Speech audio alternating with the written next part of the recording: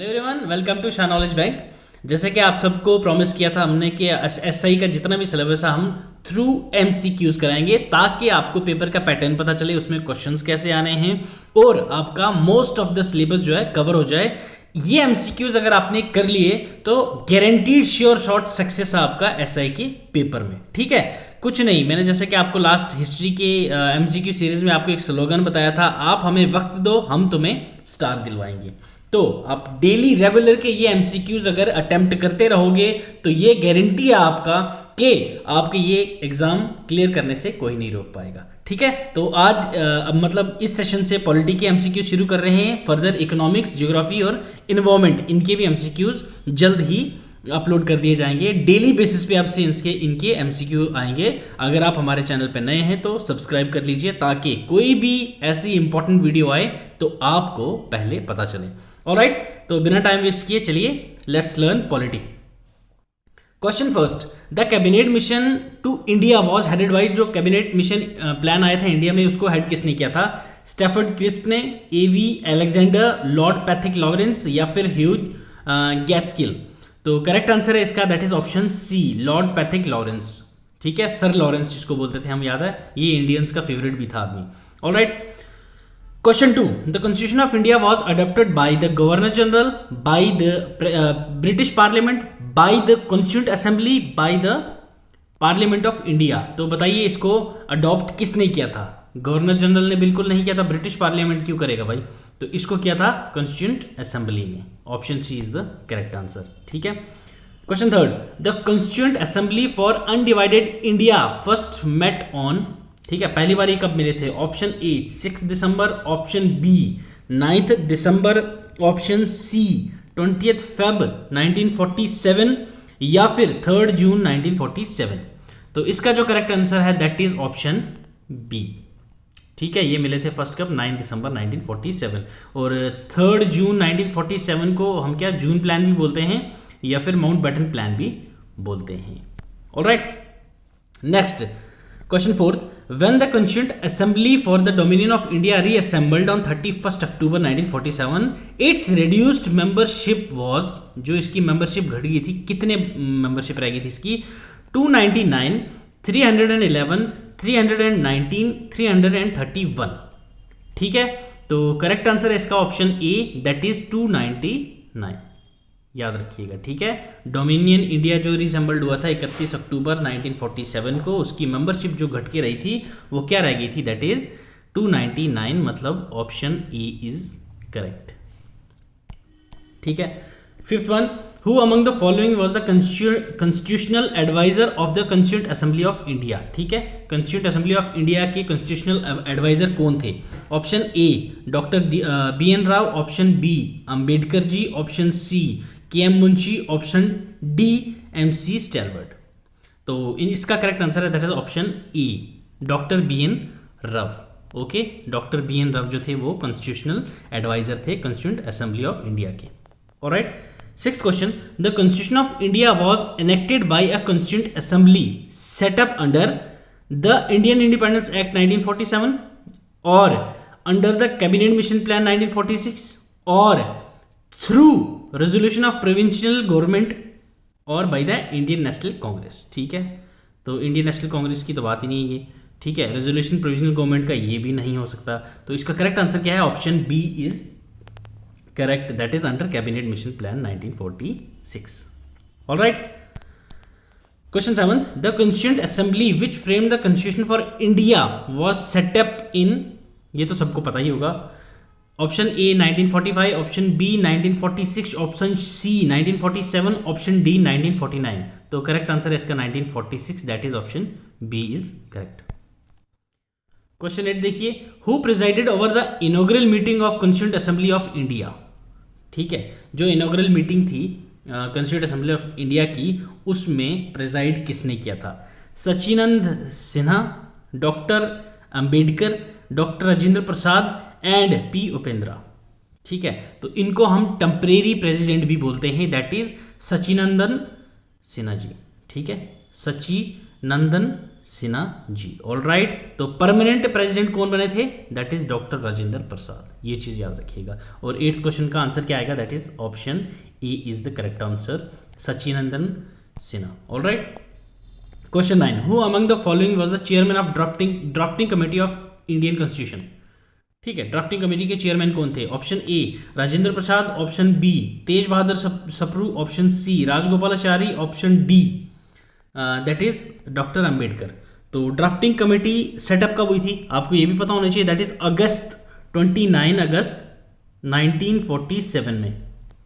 ठीक है, ये सेटअप हुई थी इसके अंदर। तो इसके अंदर 7 मेंबर थे। कौन कौन थे मेंबर्स के नाम आपको पता होना चाहिए। एक तो थे अपने अंबेडकर जी, ठीक है, उसके बाद थे गोपाला स्वामी अयंगर, ओके, अलाडी कृष्ण स्वामी अय्यर थे, डॉक्टर के.एम. मुंशी थे, सैयद मोहम्मद सादुल्ला थे, माधवा राव थे, टी कृष्ण कर्मचारी, ये 7 मेंबर थे इसमें। ठीक है, ड्राफ्टिंग कमेटी में। और इसके चेयरमैन कौन थे? That is doctor B.R. Ambedkar. Alright, question 10, how long did the constituent assembly to take to finally pass the constitution? Constitutional assembly को कितना टाइम लगा था ये पास करने में, कॉन्स्टिट्यूशन में, कॉन्स्टिट्यूएंट असेंबली को, कॉन्स्टिट्यूशन को? ठीक है, option A about 6 months in 1949, option B exactly a year since November 26 1948, about 2 years since August 15 1947, या फिर 3 साल लगे दिसंबर 9 से लेके 46 तक। तो क्वेश्चन 10th का करेक्ट आंसर है दैट इज डी, इसको 3 साल लगे थे दिसंबर 9 46 के बाद। Alright, question 11, who was the president of constituent Assembly? Constituent Assembly जी जो थी उसके प्रेसिडेंट कौन थे? ऑप्शन ए, तो लास्ट टाइम भी यही क्वेश्चन मैंने आपसे पूछा था, ठीक है, वहाँ पे क्या था? टेम्परेरी वाला था, यहाँ पे प्रेसिडेंट पूछा तो मतलब ये परमानेंट वाला।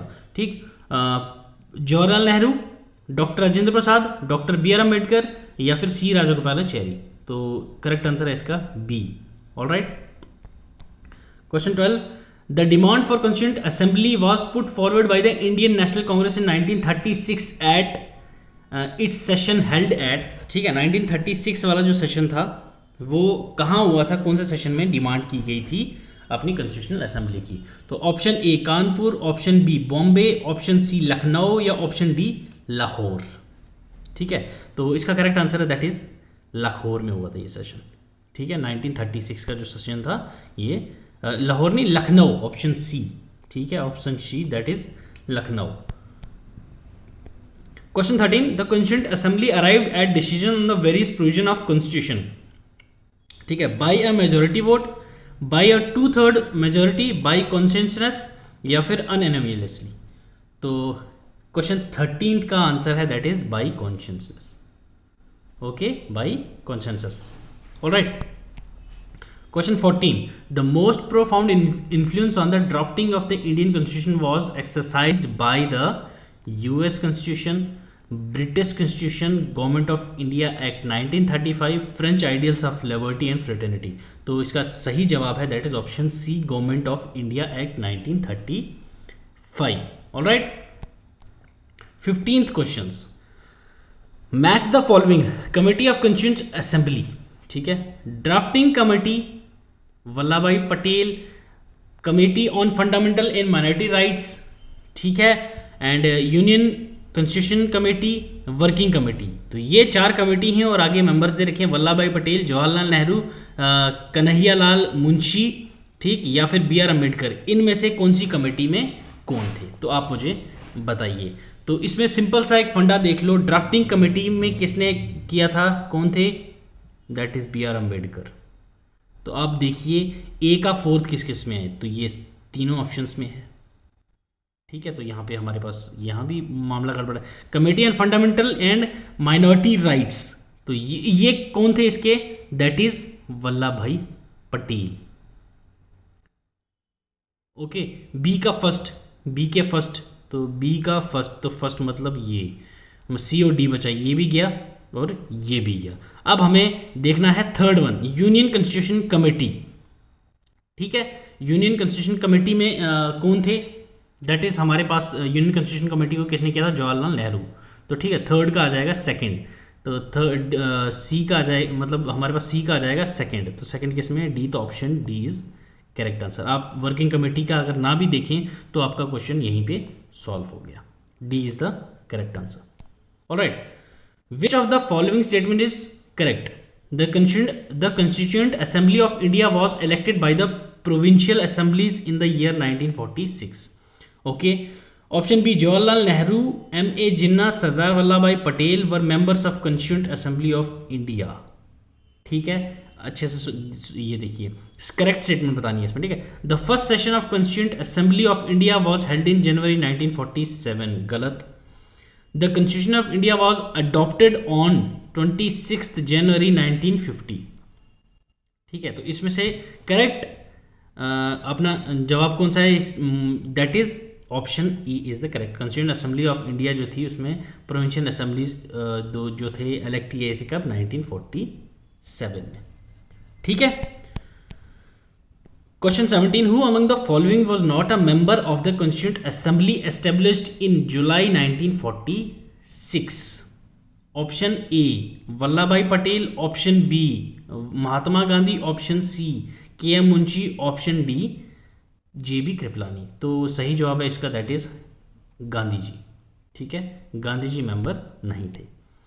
Question 18, which of the following is और आर करेक्टली मैच्ड? सही कौन से मैच्ड हैं?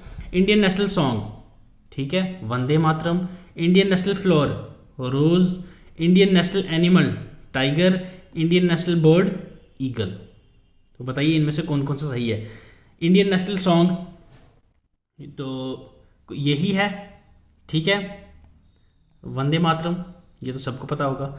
Next one is Indian national floor, lotus है, रोज नहीं, ये हो गया गलत। इंडियन नेशनल एनिमल, टाइगर, जी बिल्कुल ठीक। फर्स्ट भी ठीक है, थर्ड भी ठीक है। नेशनल बर्ड, ईगल, नहीं बिल्कुल। तो option D is correct answer, that is first and third one is correct. Question 19, the design of the national flag was adopted by the constituent assembly of India in, किस साल किया गया था और कौन सा मंथ था? ठीक है, जुलाई 1948, जुलाई 1950, जुलाई 1947, अगस्त 1947। तो इसका सही जवाब है जुलाई 1947, ठीक है। जो हमारे झंडे का डिज़ाइन है वो कॉन्स्टिट्यूंट असेंबली ने कब अडॉप्ट किया था? That is July 1947, option C. 20, which of the following are principal features of government of India act 1919? All right, first, introduction of dyarchy in executive government of provinces, ठीक है। Introduction of separate communal electorate for Muslims, ये इसने नहीं दिया था, ठीक है। ये थर्ड वन देखो, third, devolution of legislative authority by the centre to the provinces, ठीक है। Expansion and reconstitution of central and provincial legislatures. Okay, तो अब इनमें से कौन सा सही है, कौन सा गलत है, ये आप मुझे बताइए। तो करेक्ट आंसर किसका क्या है? That is option D. First, third and fourth तीनों ठीक हैं, सेकंड वाला गलत था, ये हमें 1909 वाले में मिला था। ऑलराइट, 1919 में नहीं। Question 21, which of the following proved to be the most short lived of all the British constitutional experiment in India? ठीक है, कौन सा था ऐसा सबसे छोटा ब्रिटिश का जो एक्सपेरिमेंट था?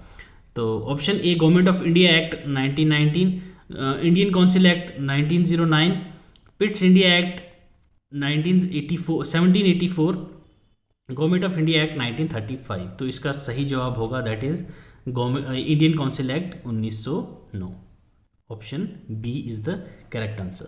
Okay, 22, which one of the following act formally introduce the principles of elections for the first time?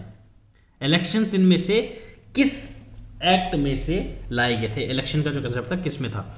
Indian council act 1909, government of India act 1919, government of India act 1935, Indian Independence Act 1947। तो आपको पता ही है ये है option ए, 1909 का जो Indian council act था इसमें लाया गया था इलेक्शन का concept.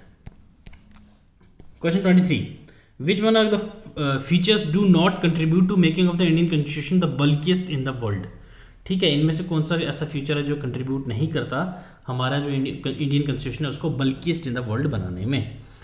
First one, various type of emergencies are considered in detail. All right. Second, it codifies the rights and privileges of the members of parliament and state. ठीक. Third one, it enumerates all types of Indian citizenship and how it can be terminated. ठीक है. Fourth, it contains not only a list of fundamental rights but also the restriction to be placed on them. ठीक है. 23rd का कौन कौन सी इनमें से सही है? ये various types of emergency considered detail बिल्कुल नहीं, इसने तो कोई ऐसा कंट्रीब्यूशन नहीं किया जिससे ये वो हो जाए लेंथीस्ट या फिर बल्किएस्ट हो जाए constitution. Second one is codified, बिल्कुल ये है. ठीक है. थर्ड वन क्या है इसका? That is it and all type of citizenship. ठीक है. और इसको कैसे टर्मिनेट किया जाए, बिल्कुल ये भी है. ठीक. ये वाला जी बिल्कुल नहीं है. तो इसका करेक्ट आंसर कौन सा होगा? Second and third, that is option C. ठीक है. ये कंट्रीब्यूट बिल्कुल नहीं करते सेकेंड एंड थर्ड वाले हमारे कॉन्स्टिट्यूशन में, जो बल्किएस्ट इन द वर्ल्ड कहलाता है. Alright. Which of the following statement is और आर नॉट करेक्ट? ये चीज़ याद रखना, क्वेश्चन में करेक्ट और नॉट करेक्ट पढ़ लेना. About the objective resolution. ठीक है. It was moved by Jawaharlal Nehru in the constituent assembly. ठीक है. It called for just rights for minorities. It formed the basis for the chapter on fundamental rights. It called for the establishment of socialist and secular polity. ठीक है. तो 24th का correct answer क्या होगा? First and second, first second and third, third and fourth, या फिर सिर्फ और सिर्फ थर्ड. तो 24th क्वेश्चन है, इसका आंसर जो है that is third and fourth one. Option C is the correct answer. ये वाला एंड ये वाला जो है ये करेक्ट नहीं है, तो इसलिए इसका आंसर ही, क्योंकि इसमें नॉट करेक्ट पूछा गया. ठीक. Next, which of the following items is wrongly matched? December 9 1947 constituent assembly first meeting. All right. Wrongly match पूछा हुआ आपको, तो आई थिंक आपको आंसर इसका मिल चुका है, क्योंकि ये 1946 में मिले थे, तो नीचे जाने की जरूरत ही नहीं. All right. Which of the following provisions of Indian Constitution came into force from November 26, 1949? ठीक है. First one, A. Provisions related to citizenship, provisions related to elections, provision related to provisional parliament, या फिर fundamental rights. Fundamental rights का ये नहीं आए थे. ठीक है. तो उससे पहले के तीनों जो थे नवंबर 26, 1945 की कॉन्स्टिट्यूशन में प्रोविजंस आ गए थे. ऑलराइट. ये चीज़ याद रखना. 1949 में, नवंबर 26, 1949 में. ऑलराइट. कौन कौन से थे ये प्रोविजन आ गए थे? इसके सिटीजनशिप के, इलेक्शंस के और प्रोविजनल पार्लियामेंट के. फंडामेंटल राइट्स के नहीं आए थे. तो इसका करेक्ट आंसर क्या होगा? C. 27. Which of the following acts gave representation to Indians for the first time in legislature? ठीक है. इंडियंस को रिप्रेजेंटेशन फर्स्ट टाइम कौन से एक्ट ने दिया था? Indian council act 1909, Indian council act 1919, government of India act 1935, या इनमें से कोई भी नहीं. तो इसका करेक्ट आंसर है that is option C, government of India act 1935 is the correct answer. Alright. 28th, the crown took the government of India into its own hands by. कौन से एक्ट से जो क्राउन रूल हमारे India में लग गया था? दैट इज चार्टर एक्ट 1933 और government of India act 1958, Indian council act 1961, government of India act 1935. तो ये सबको पता ही है. 57 में क्या हुआ था? First war of independence, that is revolt of 1857. ठीक है. उसके बाद ठीक कौन सा रूल आ गया था? क्राउन रूल आ गया था. ये उसने कौन सा एक्ट लाया था क्राउन ने? This government of India act 1958. तो इसका सही जवाब कौन सा होगा? That is option B is the correct answer. Alright. Question 29. Consider the following statement. The Indian constitution is unwritten constitution, written constitution, largely based on government of India act 1935. बताइए. First one है इसका, second and one ठीक है are correct, मतलब ये दोनों correct हैं. B में 2 and 3 is correct. C first and 2 are correct. Okay. And 1 and 3 are correct. तो बताइए मुझे इसमें से कौन सा सही जवाब है? तो इसका सही जवाब है 29th का, दैट इज ऑप्शन बी. ठीक है, रिटन कॉन्स्टिट्यूशन हमारा इन रिटन नहीं है, और उसके बाद लार्जली मोस्ट ऑफ द चीज़ें जो है हमने 1935 एक्ट से ली हुई है। Last but not the least question इस सेशन का, the Indian constitution establishes a secular state establish करता है, तो उसका मीनिंग क्या है? ठीक है, 30th वाले का मीनिंग क्या है? That is first one, the state treats all religious equally, बिल्कुल सही बात है। Freedom of faith and worship is allowed to all the people, बिल्कुल सही बात है ये भी। एजुकेशनल इंस्टीट्यूशनल विदाउट एक्सेप्शंस, ठीक है, और free to impart religious institution, alright, ये बात सही नहीं बोली इन्होंने। The state makes no discrimination on the basis of religion in matters of employment, बिल्कुल सही बात है। तो first, second and fourth one are correct. तो फर्स्ट सेकंड है इसमें, फोर्थ नहीं, सेकंड थर्ड वाला तो है ही नहीं इसमें, ये भी गया, ये भी गया, that is option D is the correct answer for question 30। Alright, first second and fourth one. Alright, hope so आपको ये क्लियर हुआ होगा। तो इस लेक्चर की आप पीडीएफ हमारे टेलीग्राम चैनल से डाउनलोड कर सकते हैं। टेलीग्राम चैनल का लिंक डिस्क्रिप्शन में दे रखा है मैंने, शाह नॉलेज बैंक का। और होप सो आपको ये वीडियो पसंद आई होगी। अगर पसंद आई तो लाइक ज़रूर कीजिएगा, अगर नहीं आई तो डिसलाइक ज़रूर कीजिएगा, और कमेंट सेक्शन में हमें बताइएगा कि नेक्स्ट टाइम क्या इंप्रूवमेंट करने की ज़रूरत है। Till then, God bless you, keep learning, keep sharing.